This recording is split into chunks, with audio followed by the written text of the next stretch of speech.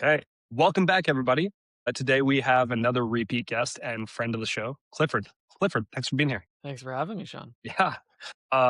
Well, today I literally have to stop him and say we gotta hit record because I think the topic we're going to talk about today of going in reverse when it comes to learning ads is a very interesting one. But before we get into it, why don't you give people a bit of a background of who you are and kind of what you're up to in the space? Yeah, so when I was a previous guest, I was a lead Amazon media buyer in the agency House Digital out here in Victoria, BC.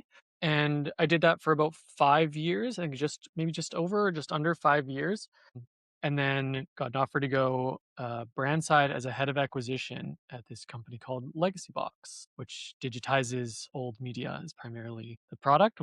Send people out a box. Well, I don't do it. I'm here in Victoria. Someone sends them out a box and they fill it with their old videotapes and photos and film reels and stuff. They send it back to them in Tennessee. There's a whole facility. They put it onto a flash drive or on the cloud and send them back all their stuff. And then they can, of course, view it digitally for a lot of things that you don't have a way to view anymore. So that's Yeah. the kind of model there. There, I do my official role is the head of acquisition. And so I kind of manage, I don't want to say all acquisition because that's definitely not the case. There's a lot of acquisition channels, primarily paid media. So primarily Meta, Google, and a little bit of Microsoft, weirdly. And I guess AppLovin and like Mhm. marketplace stuff. So like the small bit that we're doing with Amazon for the most part. Cool. Um, well, look, it's a very cool business. It's something that I think most people could use, my family included. Like when I found out about this a couple hours ago, I thought to myself, "Oh, my parents could really use this. This is a great business." And so it's rare that you see a business you really like that also seems to be just like it's kind of got that combination of like a thing that you really like and want to see in the world and like a reasonable price. Usually you kind of see one or the other, but when I was looking at the business before, I was like, this is not that expensive. I like this a lot.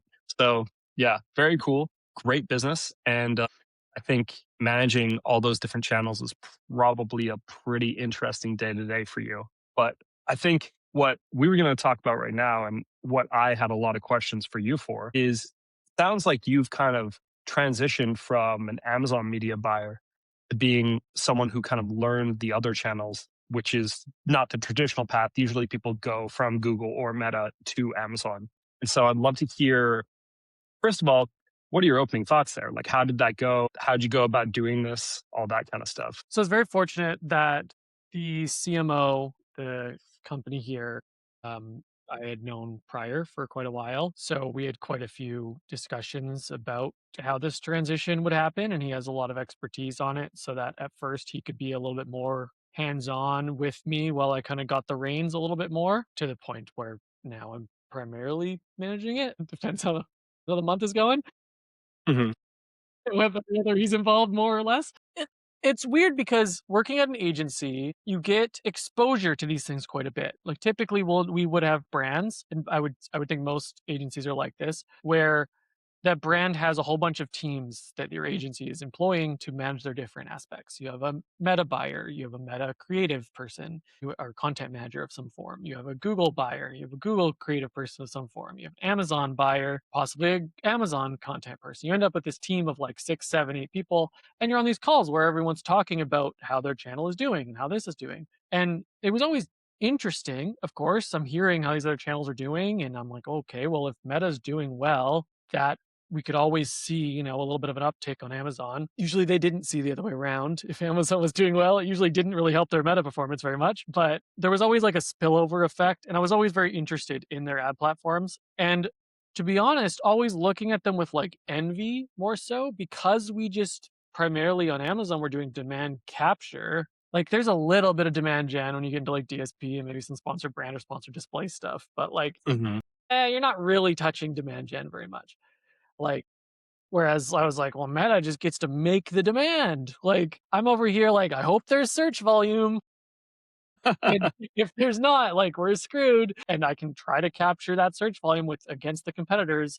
But you're kind of in this like Amazon is itself a walled garden, of course, but this the demand capture aspect kind of puts you inside because you're just like you're stuck in your niche inside of Amazon's walled garden. So it's like you're in the walled garden, but even inside of that, you're just competing for the eyeballs that are like inside of that niche, and that's it. So it kind of like really limits your success or failure, honestly. You like one, you can't really screw up that bad on Amazon. You have organic, like obviously listings can get taken down and you can screw up a whole bunch of stuff. But if your listing's live and you're not completely like screwing the pooch on the PPC, your organic's going to come through. You're going to do okay. Like you're probably, it's, if you've gotten to a point of something being established, obviously, but you also like can get up to number one organic rank, Amazon's choice badge. And it's like, okay, now what? So like you're kind of in this a little bit safer zone, but Mhm. the ceiling was always capped. And I would always watch Meta, especially around Black Friday, go like, "Oh, we've 10 times spend in the last month," you know? And I was like, "I can't 10 times spend. Maybe on Black Friday we can triple or 4 times it and get that in revenue, but that's it." Like we Mhm. are at the mercy of who's here. Where on Meta, they're like, "If we're at the ROAS, we scale." Yeah. We didn't have that luxury on Amazon. So I always looked at these other platforms with like this envy of what they could do. Mhm. Yeah, I mean, I couldn't agree more because there's like, the demand capture is one thing. The other thing that always kind of irritated me about Amazon is the fact that you're advertising next to all of your competitors. Like, there is no way for you, even if you actually have a better product. I remember times where I was advertising a better product because it had a higher cost of goods sold because there was a true quality difference. And Amazon just strips that all away. Even if you call it all out, it's just like the quality difference doesn't matter. And it objectively kind of leads to a worse shopping experience. And something so it actually happened to us first, which is what got me so interested in this. Maybe like 9 months ago, maybe it's almost a year now. Company that we were working with was the best seller on a product. And this other company came in out of nowhere selling less product for more money. And they overtook us as the best seller. And the way that they did this was by using off Amazon traffic that then spilled over onto Amazon. And we realized like you can weaponize that. We since got the bestseller badge back, but it was crazy to watch someone sell, a 2-pack for double our price when we were selling a 3-pack and take our bestseller badge. And that's kind of what got me so interested in, we even changed the name of the business to Spillover Commerce because we're so bought into this whole process of like, look, you can take demand from one platform and have it spill over onto another while still being profitable. That's something that I thought was so interesting. So that really resonates with me. When when someone's listening to this, I think a lot of the people who are talking are probably going to want to know about the process of the transition that you've been going through. I was kind of wondering like what was what was week one? What was month one like? Like Yeah. how did that go? Because I'm genuinely curious. So first off, if people are like in the position of wanting to make that jump, it's stressful for sure because like it is extremely uncomfortable. Like especially if you've been doing Amazon and you were like the Amazon expert at a place. You were like, it's I used the analogy before to someone that it's like when you go from like elementary school to middle school or high school and like you were like, you were the king of the school in elementary school, you were the highest grade and you were the biggest kids and now you're tiny in your tiny little pool in your new school. And that's how it feels is that like you're kind of like fish out of water for a little bit for sure. Mm, But if you are a good Amazon media buyer, if you've gained a lot of skills in that domain, a lot of it spills over. Like there is a lot of overlap. It's just about learning how the platforms work and less so about like anything else. Like it's just like there's a big example difference that I've run into is both Google and Meta. You don't really mess with the auction. Like you're not mm, picking your bids for the most part. You technically could on Google if you really wanted to, and on Meta you could do like cost caps and these kinds of things, and you kind of could, but like it's not really the way. You don't really mess with the bids in Meta mhm. and Google. In Amazon, like it's what I did every day. Is Yeah. like mess with the bids and place some Mhm. modifiers around the bids. Mhm. So the funny thing is that like these platforms are just like a level extrapolated up. It's like Mhm. they've done that. And I think it's weird to come at it because when you talk to people, they'll use like different kinds of campaign names and acronyms of things that don't even exist anymore on Meta and Google. Like a Mm. lot of the old ways of doing things, like I just said, cost cap. Like cost cap is like, from what I understand, barely used at all anymore, but people still name things this like cost cap because you can change the max CPC or max CPM of campaign. Mm. But it's like coming from Amazon to that is very interesting because you're just coming into this world where you just focus on, for Meta specifically, you really just focus on making the ads. Mm. You don't really do a lot in the mechanics of the auction or Mm. anything around really a lot of your placement outside of like a strong setup of audience stuff to begin with. But like even the majority of what we're doing or what is become the way on Meta is pretty open audience stuff and letting Meta's algorithm figure it out, which is like become the big Meta method is like just give it a lot of creative and let the algorithm find the right people to send it to. Which is very different from Amazon, where we're very specifically saying, here's the exact keywords I want you to send to. Don't stray from these. Or if you do, here's a plus sign to make sure that it's specifically at least these. Mhm. So like that, there's just such a abstraction of what you focus on. But when you get down to it, you're focusing like you you get the performance back, or you're looking at their metrics, and you're looking at the same numbers. Like you're ending up looking at ROAS, and then from ROAS, you're extrapolating. Okay, what was my conversion rate? What was my CPC here?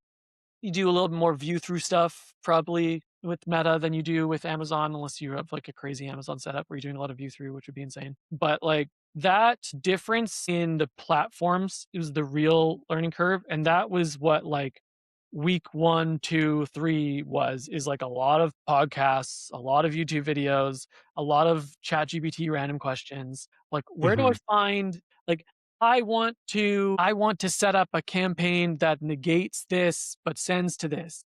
I'm like, I don't know how to do that.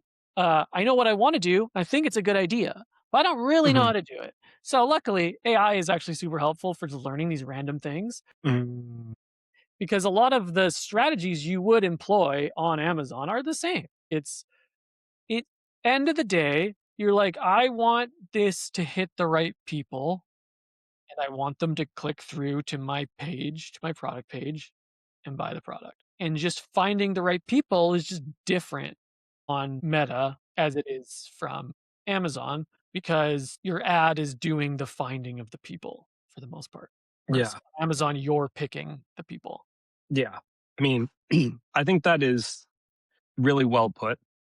The fact that the bidding algorithm or the AI that Meta has is going to find the people as long as you have an attractive ad is one of the things that seemed so foreign when we first started playing with Meta ads. One thing that I was hoping you could elaborate on is the way that the different metric benchmarks work. You know, like on Amazon, if you have a 10% conversion rate, you're not doing that great. On Meta, if you have a 10% conversion rate, you're like, how do I give Meta more money? Like, I'm going to call Mark and see if he'll take my money. So, some of the key differences on Meta specifically are things that I think a lot of the audience would be interested in because let's call a spade a spade. If you run Amazon ads, you can figure out Google ads pretty easy. But Meta ads is like switching from English to German instead of switching from French to Spanish. Yeah, there's actually a little bit more. I was actually a little bit more surprised at the difficulty in the Google ads, but that was again from the complexity that they've built on their system and less so about actual complexity in like the how it worked. Because I was like, it's keyword targeting. Like I'm like, I know, like I pulled the search the first like my first day, I pulled the search Mhm. term report of like the last year and organized the keywords in a way that like made sense to me and like did what I would do with an Amazon account. And so but then I was like, okay, well then there's these whole PMAX campaigns. Like this is an auto campaign. Yeah. There's like some Google nuance that I found interesting and a little bit of a learning curve. But Mhm. the meta side, yeah, CPMs aren't far off of what you see on DSP. on Mm, Amazon, honestly, like, you do end up okay. somewhere probably around, like, a $15 CPM for, like, a video maybe. Like, it ranges obviously massively, but ten to $20 CPMs, like, is kind of inside the range of where you're kinda looking, which is pretty inside the normal for something like I think Prime Video high end or low end was around $20 or so, maybe Yeah, okay. in that kinda domain. In Mhm. the kinda same ballpark of CPMs. You're right with conversion rate. The conversion rate is a shocker where, like, you're in, like, a 1-2% area play.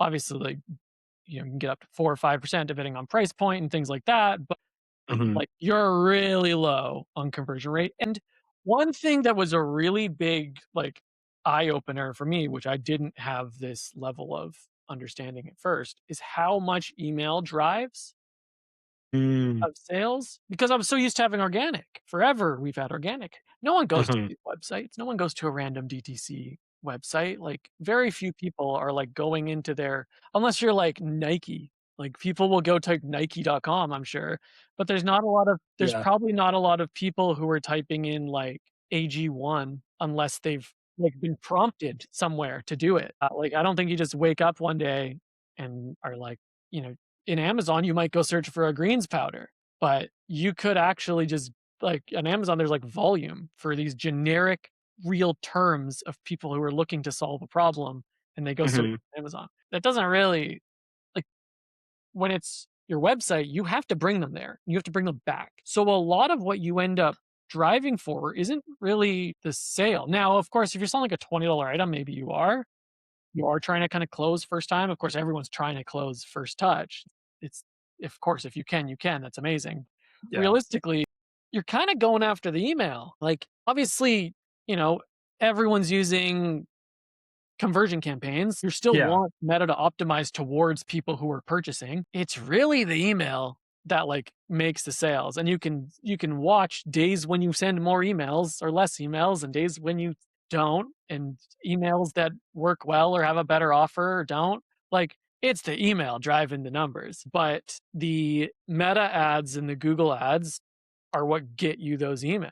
And you're Yeah. you're bringing them in from people who are likely buyers because Meta's targeting is so good that Mm, it's going to find you an audience of people that are likely buyers to give you their email, and then you're gonna close them days down the road, probably with that targeting. So you end up with a lot of delayed attribution stuff where, you spent today, but the sale didn't come through for a week. mm. But it is really like I was very surprised how much email mattered.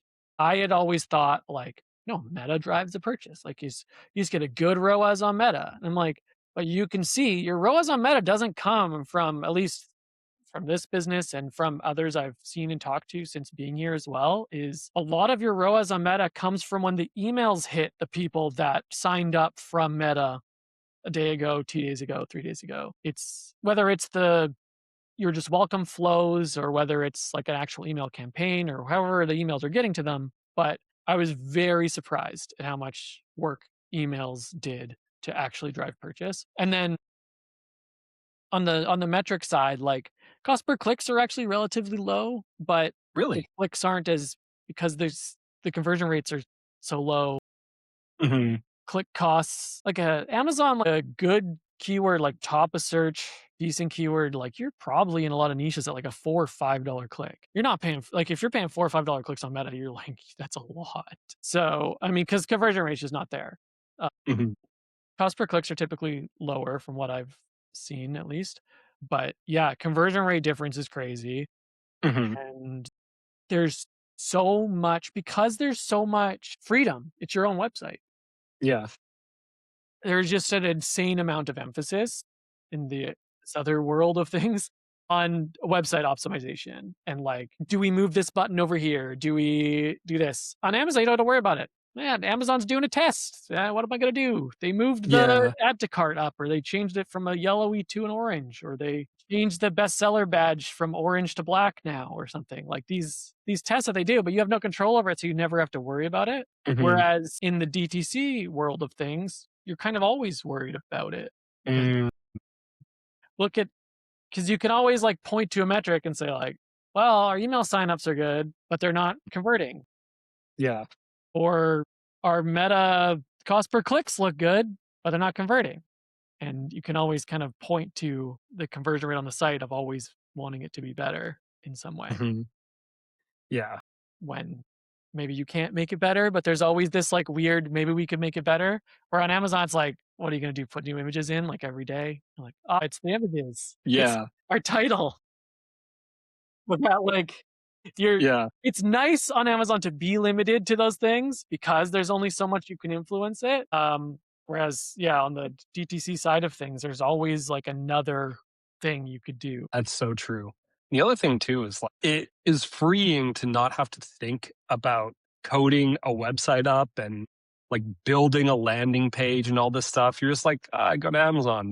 They've already got everything designed in a specific way. And I remember the one of the things that I've noticed as we've kind of got deeper and deeper into this is like most Amazon people, if they've reached a certain size business, have at least one failed Shopify attempt where they're like, if not two or three under their belt, where they just straight up tried to sell on their website and did not succeed. And one of the things that we've noticed is that they almost always try to rebuild their Amazon product pages on their website and just copy exactly what Amazon does. I'm not somebody who gambles, but if I were to bet, I would be highly likely to bet that that does not work. Like that works for Amazon and that will not work for your website.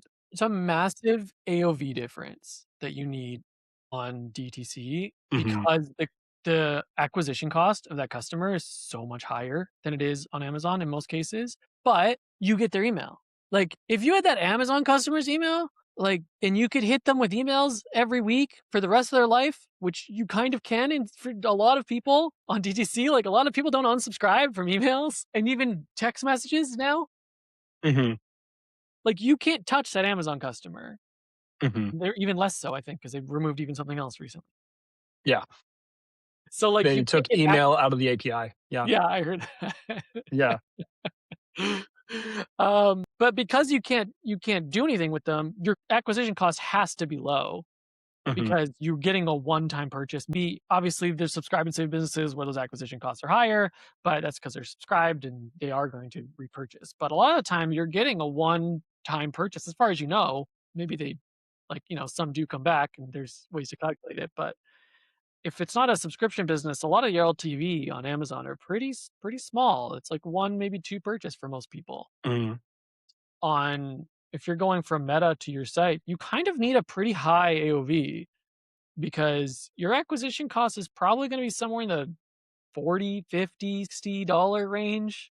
So if you need a 3 ROAS, you have to be selling like $150, $200 product or Mhm. at least consistently closing them twice Yeah. to get to that point. But you did make a really, really good point at kind of the beginning there with on Amazon, you're right beside your competition. On Meta, you're not. Almost certainly not. Sometimes. But for the most part, you're not. A good example of this, my wife recently wanted one of those, like, they're like those lamps that make it all blue, oceany looking in your room. Anyways, she showed me the Shopify site. She's like, "Oh, I wanna buy this." It was like $100. And I was like, "Yo, just look this up on Amazon." She looked up on Amazon, they're like 30 bucks. Mm. But she was about to buy it from there. So sorry to this brand because I kinda went straight to Amazon and bought a dupe of the same thing. Yeah. But on Amazon, it's like that it's a race to the bottom, like, really quickly because you're price comparing to everyone right beside you all the time. And so, Mhm. like, there is gonna be these products that are significantly cheaper. If it's DTC, they don't know about your competition a lot of the time. Like, they never heard of them. They've heard of you, and they think you're the only one that exists of this thing. Now, Amazon people, so every time there's anything, I just, like, go search the brand name on Amazon or try to think of what is this? Generic search it, and I go see what else is out there. But in DTC, like, people click that ad, they go to that site, and that's about as much brain power as it takes up. There's not a lot of comparison shopping that happens for random X product. There is for more expensive things, obviously, but a lot of the time, it's not a big thing. So, like, you can kinda take people through your funnel. They can be charged your price point can be significantly higher to be able to afford that higher CPA. Yeah.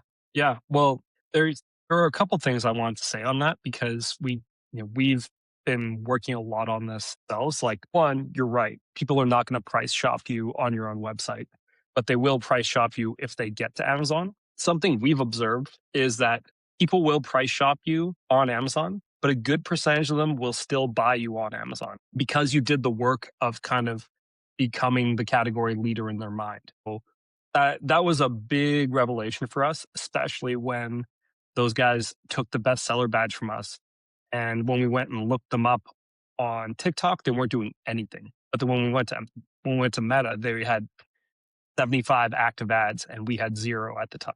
So that was one of those things where it was like, okay, that is the power of becoming an attractive option in someone's mind. Even when and this is we're selling like for like products from the same manufacturer because my client did some background research. It was the exact same manufacturer. So it was interesting to see that people, even after price comparing you, still end up buying the one that's more expensive on Amazon just from that consistent effort of spending money on advertising. But there is another point I wanted to make on this, which is, and it's related to what you said, which is, it's your website, so you have more control. One of the things that we've found is if you give people a reason to buy on your website, they will. Like if you're buying uh, I wanted to just give away a bunch of client information by accident there because I'm like, no, this is such a good or like a good example. But like you could basically solve someone's problem instead of just selling them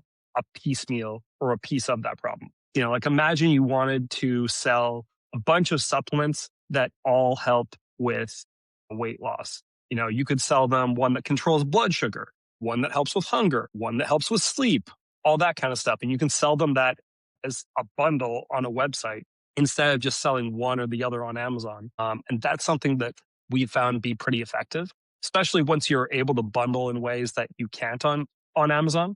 You're like, hey, you could buy three things from me at once and I'll give you a price discount. You could go buy them all individually on Amazon and it'll cost you more money. But the unit economics work out for you and for the meta costs in a way that actually is better for both you and the customer. And so that's something that we found to be really, really effective. It's just like giving someone a reason to buy from your Shopify website instead of from Amazon.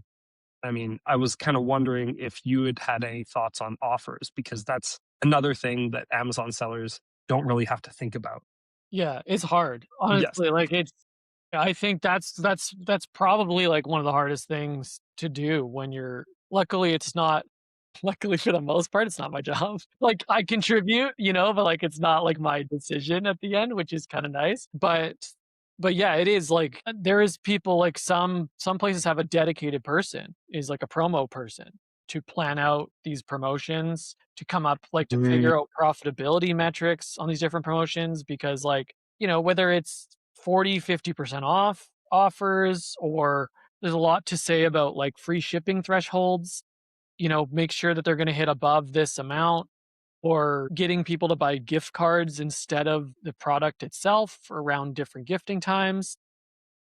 interesting. There's like a lot of different ways of framing offers, like price per item, but you start the items at a lot higher. Like they have to order a higher quantity, but it's like, yeah, but this one's only this much per item. And then, Mm, like you said, a lot of bundling. Like, especially if you have a lot of different products, there's so many different crazy opportunities to bundle. I think, like, especially, I haven't done this ourselves, but especially what we always used to do with supplement based companies or anything that's like you'll use it up mhm, consumables, like days supply, months supply, like really focusing on like how much that gives them, how long it goes for.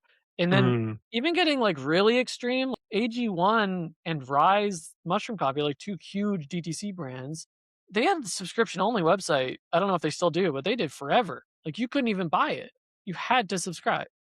It's the only option. And then you would some of them would be like it would be like subscribe, and it would be like $80 for the first one, and then it's like $20 more to get 2 and stuff like that. Just ridiculous pricing on the second mm, one. But, like, yeah. things like that where it's, like, little ways to increase AOV are massive because you need that AOV so badly to be able to Mm. the best performing times is when AOV is highest because no matter the offer really offer matters. Like there Yeah. is like acquisition cost doesn't change too much. Like we've had some amazing ads, sure, we get some great UGC content, but like the acquisition cost really doesn't change that much. It's Mm, really the conversion rate and AOV that are going to change the math on your return on ad spend. yeah, that is so true. Man, that honestly, like I feel like we could talk for another 3 hours here, but I think I want to kinda wind down this conversation here, or else I'm gonna talk your ear off for about 3 hours. So, what do you think? Like, closing thoughts. If someone were listening to this conversation, they're like, "Okay, you guys have gotten me over the line. I think it's really important I learn these other meta ad platforms. I think it's important that my brand pursue this." Kind of like, what would you recommend they think about, and where should they go from here? Mm.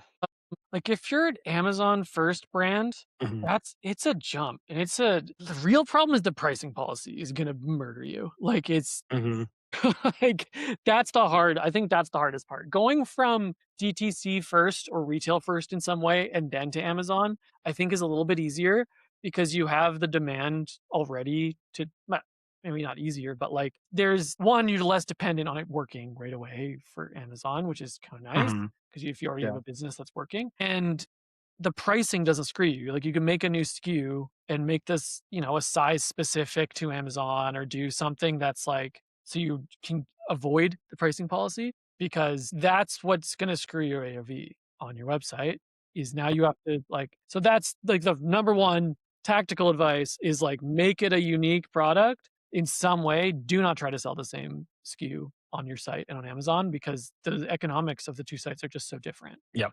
Mhm. Uh, Yeah. On the ad side, it's like I don't wanna say it's easier than anything because that's underselling the difficulty in meta ads. There is Yeah. I have a fantastic creative person that makes a lot of our ads, and then we have some really well-sourced, like, influencer content that makes some really good UGC for us. So between those, we have some great ads, and it takes good ads. There's a lot of AI stuff out there, and you can make some decent AI content. So I guess Mhm. what I was trying to say is like it's easier than you think is more so like it's easier to make okay meta ads than it probably ever has been with how much Mm. AI there is to really easily do it. Like you can pretty easily get something thrown up with Nano Banana that looks okay. Like, that's not bad. And if you have a good product and a decent offer, the ad's going to matter like a lot less. And Meta will find you those people. Like, it might not be that cheap and it might take a while for the pixel, especially if you're like a fresh website, everything's new, Meta has no idea what you're selling. Like it'll Mm. probably take a while and some investment to get there, but once Meta finds you that audience and those people, like the ads matter less than I think people say they do. But it's Mm. funny because if it's so that's a weird thing to say because like it's not the reason I say that is the ads are your only real differentiation, honestly. At the end of the day, Yeah. in the platform, all you really can do is change the ad. So the ads matter a whole lot because that's all that you can really change within the platform. However, it sure does seem like your offer and product matters significantly more than the ads themselves. So, yes, you Mm. need a good ad that draws attention, but the bare minimum for like a okay ad is easier to get to than it probably ever has. And the media buying of Meta itself, like you don't have to get into these. Like I remember talking to media buyers 4 years ago at our agency, we were buying on Meta, and there's like audience segmentations, and you're like negating this one over here, and you're targeting this geo because this geo performed a little better, and these demographics of like a 20 to 40-year-old women Mhm. who live in all the blue states who like went to these certain colleges and like really intense targeting stuff that you don't really have to do. Like the ad buying on Meta, like there's definitely nuance to it and there's definitely strategy to it, but it's much less about you as a media buyer than it probably Mhm. was before. Now I didn't do it before, so I don't know. But it sure does seem like it. But like that, I guess what I'm saying is that like the jumping off point is not that hard if you can figure out your site well, then Mm, because everything you've done, like all of if you've got a business that's doing well on Amazon, you probably have a product that people like. mhm, You can figure out what a good offer is from there. And Shopify makes a lot of it like pretty not too bad. A lot of this is like all these mechanics are set up before I came into places, so like maybe mhm. I'm underselling it, but Yeah, that whole connection, that whole DTC side is made to work. So there's a lot of conversion rate optimization stuff you can do, and I don't want to undersell at all of the mechanics of the website and all that. And there is a massive amount of people that it could involve of getting email flows set up properly and ensuring that your site's SEO is good yeah, and like all of this stuff. AI can help a lot with a bunch of it nowadays, but there is like a lot of mechanics on the site side that would say are very important to nail before you send a bunch of traffic to it. Like the traffic sending, I shouldn't like I'm head of acquisitions. Mainly my job is to send the traffic. So there is nuance. There is like, go watch every YouTube video you can find on meta ads like I mhm. did, which I would highly recommend. It's great content out there. It's not that hard to find. There's Nice. fantastic content, better than Amazon content, honestly, out there on the internet. Uh, Oh, um, a lot of the meta ad content is actually pretty good. mhm, But there's some great content creators that make some great, like, learning videos, and that mm, applies to both the Meta and the Google side, that mhm, you can learn it. If you're a good Amazon media buyer, like, you can learn the Meta side, and mm, you can definitely learn the Google side, but then you can, like the Meta side is just different. But, mhm, like, if you've messed around with DSP, like, if you've gotten down and dirty with DSP and sponsored brand ads at a decent, like, if you've made sponsored brand video ads with like 5 different ads, each with different videos and like mhm. different headlines in there to try them, and you've always thought, man, I wish these would actually just A/B test against each other. Well, on Meta, you can do that. Oh, On Meta, you can have those 5 different ads with a slightly different creative and see which one wins. yeah, On Amazon, you have no idea what it's doing. So, like, there mhm, is these, like, little things that when you're an Amazon buyer, man, I wish this worked this way. And in Meta, it kinda does. That said, mhm, I will give Amazon its what the kids say, give them their flowers, because mm. I used to hate Amazon's ad console where I lived every day. It's not that bad. No, it's a lot better than you'd think. Meta's is, very pretty. Mhm, It like, has a whole bunch of features that seem great, and then they just stop working one day.